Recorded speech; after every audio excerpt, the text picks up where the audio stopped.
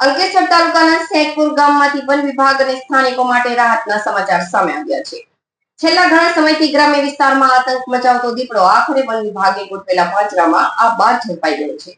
આ દીપડાએ ગત અઠવાડિયે ગામમાં એક વાછરડાનું મારણ કર્યું હતું, જેના કારણે સીમમાં જતા ખેડૂતો અને શ્રમિકોમાં ભારે ભયનો માહોલ છવાયો હતો.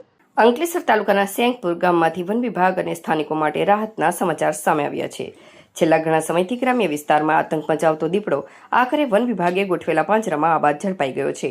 આ દીપડાએ ગત અઠવાડિયે ગામમાં એક વાછરડાનું મારણ કર્યું હતું, જેના કારણે સીમમાં જતા ખેડૂતો અને શ્રમિકોમાં ભારે ભયનો માહોલ હતો.